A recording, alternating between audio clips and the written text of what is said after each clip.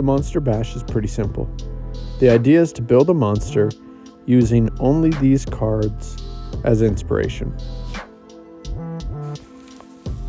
My printer was honestly the slowest printer in the world, and I gave up after about half of the art cards. So I didn't have, the most variety to choose from, which was evident by me pulling both the top and bottom of this body card, but it was still random, and I went with it.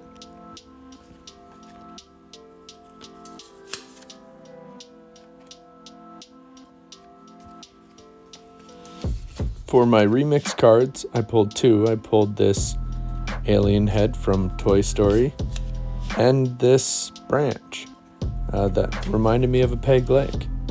And for flavor, I pulled this butcher boy that gave me the creeps, as well as this disgusting kind of fungus that also gives me the creeps. Okay, here's the idea. Some sort of undead troll that's collecting its body parts in jars and has some sort of fungus on it that's keeping it alive. That's the main idea that I'm starting out with, and we'll kind of just play it by ear and see how it goes.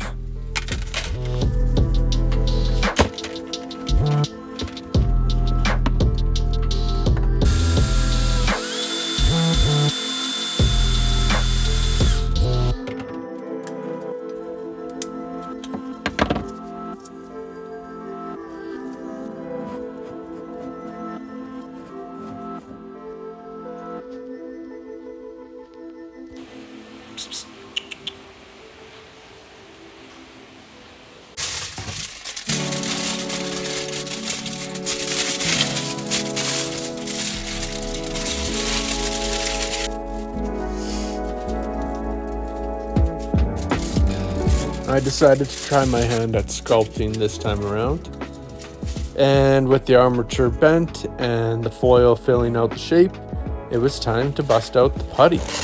This is Fix-It putty. It's actually meant for plumbing and fixing gas leaks. I don't know. It's actually a terrible material to use to sculpt because it only gives you about 1 or 2 minute working time before it sets up rock solid.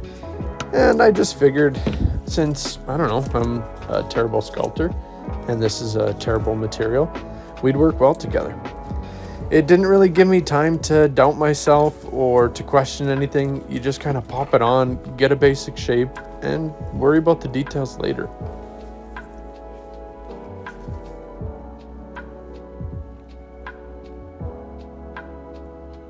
Speaking of details, this is where our first flavor card comes in. This guy's weird body, and on the back, these weird fungal disease looking things.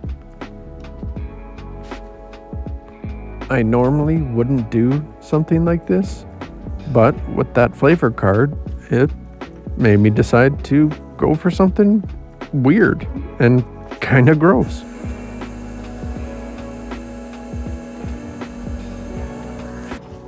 One of my remix cards was this branch, which I'm using to replace one of the legs of the troll.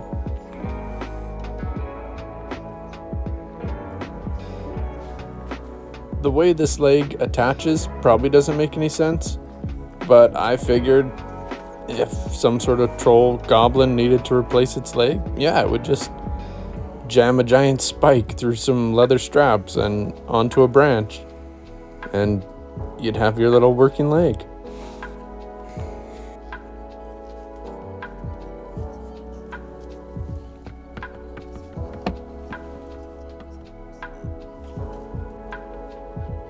Next up was the head. I started with this 3D printed skull and added some horns.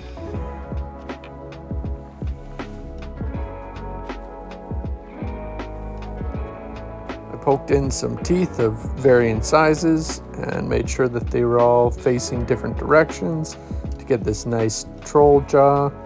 And then I covered the rest of the skull with some rotten flesh.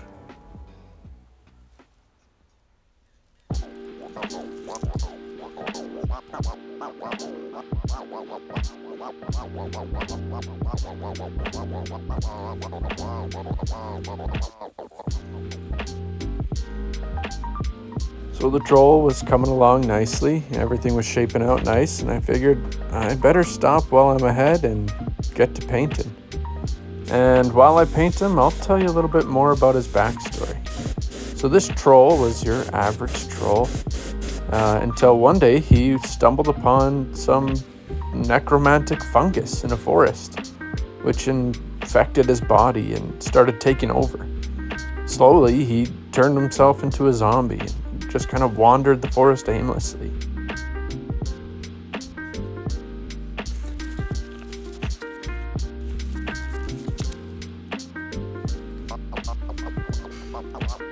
One day, the troll was discovered by a goblin, but not just any goblin, a goblin butcher.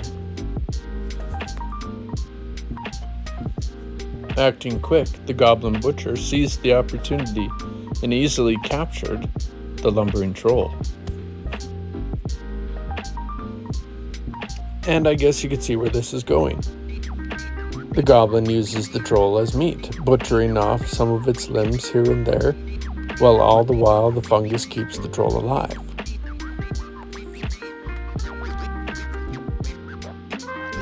Of course, as time went on, the troll continued to decay, and the goblins would have to come up with a plan quick to preserve their food source.